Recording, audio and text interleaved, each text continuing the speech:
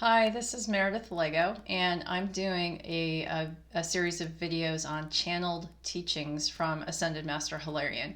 And right now, in terms of the teachings that I'm sharing, we're diving into the whole concept of what I learned from him, basically about how we start to kind of set up our life plans as we are going through an incarnational experience.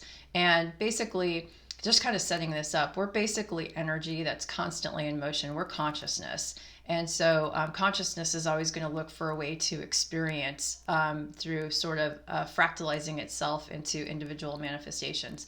However, as we kind of are going through that experience, we as like individual manifestations also work to sort of become more connected to the whole and to eventually sort of return back to source through that process. So in essence, we kind of descend in order to ascend again.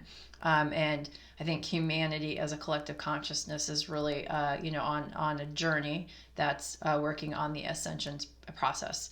So with that, the last video I touched upon really, I sort of asked about what's the science of reincarnation. And in this particular session, I go into a little bit more of unpacking that. And I asked Hilarion, please explain the process a soul goes through to select lessons to work on in a future incarnation.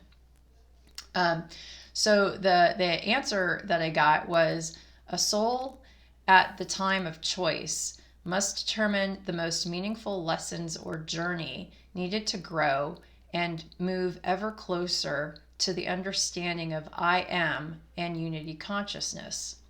The goal is to break down the ego personality, so only the higher self is partaking of the avatar body. So again, I think there's been some quotes that kind of say this really well, that we're basically souls in a human body, having a human experience. And so this just kind of reframes the fact that really what we're trying to do ultimately, life after life after life, is basically to get to the point where we sort of remember or re-remember the idea that we are unity consciousness. And through that, you're working on sort of over time trying to break down that side of us that we probably experience every day, which is our personality. It's who we believe that we are, but the reality is we're so much more.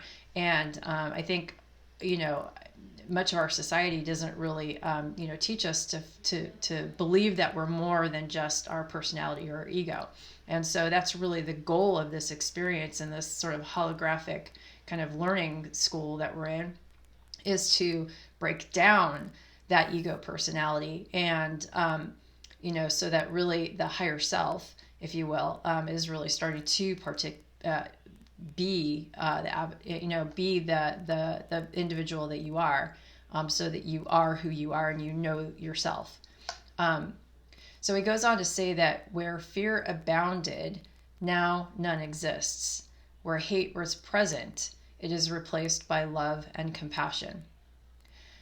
The soul starts the process by looking in the mirror.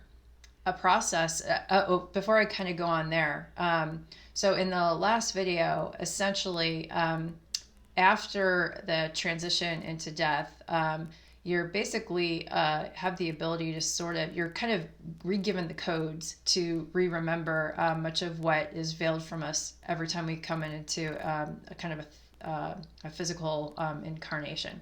And we remember things about, let's say, other lives that we have lived. We remember what it is that we wanted to do in this life. So we're essentially tapping into sort of a memory bank of information that is hard to access in this plane, because many of us are sort of discouraged, especially in Western society, from even knowing about this or remembering it. As an aside, many individuals are starting to kind of tap into their own past life experiences. So there are processes that are out there that are helping individuals start this, because it can actually be a very healing and therapeutic effect to sort of unpack and understand the causes for triggers or traumas or even diseases that you have in this particular life. and they could be actually due to sort of experiences that the soul has had, let's say in a past life or even a future life, because going back to another video I did, really what Hilarion taught is that there is really no time, like everything that really is experienced multidimensionally is actually in the present moment. So when you're kind of going back and kind of looking in the mirror, you could be looking at any point the soul has had an experience, and it could very well be a parallel experience or sort of a future experience. But that being said, the soul, so what he says is the soul starts the process by looking in the mirror. So a process looks back into the memory banks of all lives experienced in physical form, including the most recent life, and determines if actions were consistent with the desires of the higher self.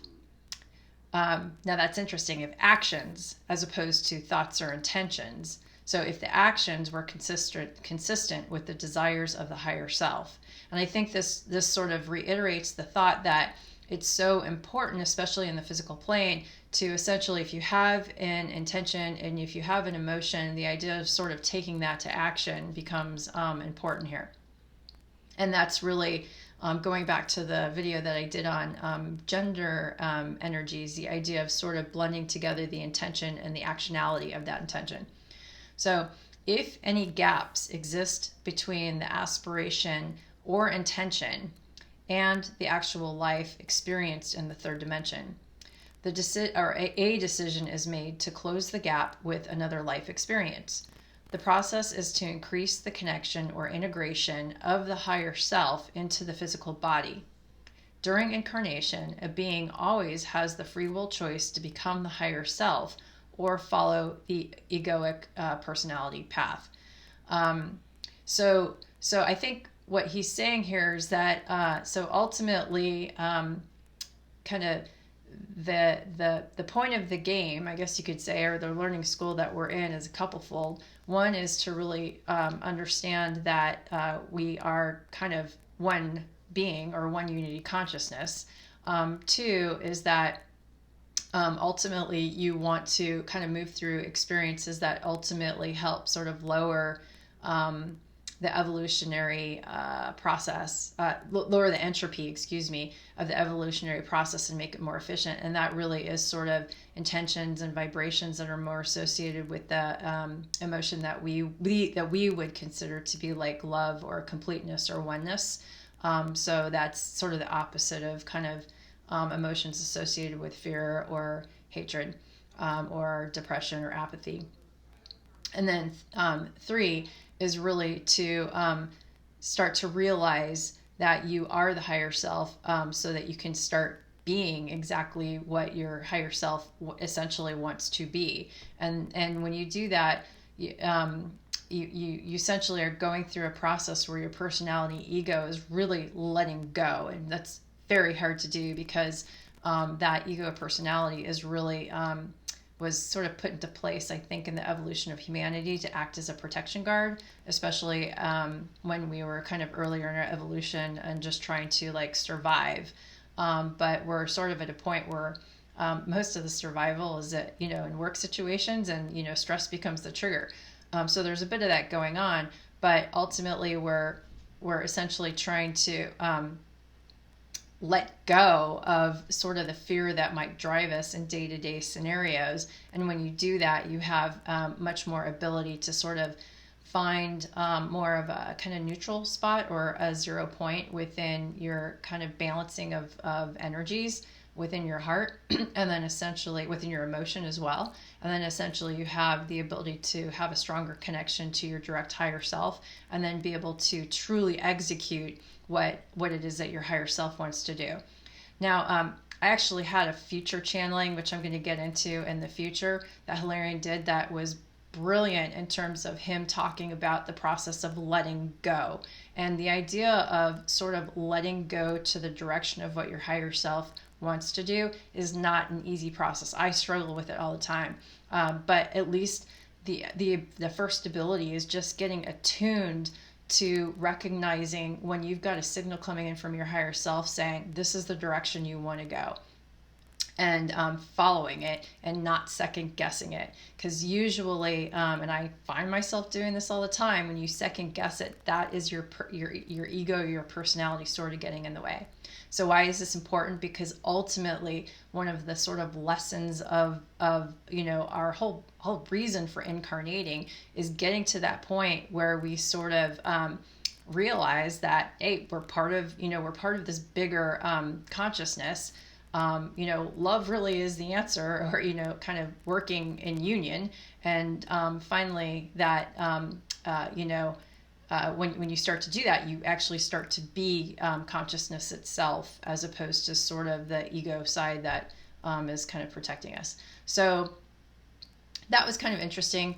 In the next video, I'm actually going to get into the concept of, at least on this topic of reincarnation, I'm going to get into the concept of free will and what it is and why it's so important, because it was really set up as sort of a rule in the construct of the kind of holographic simulation that we're in, because it's so important for our learning experience.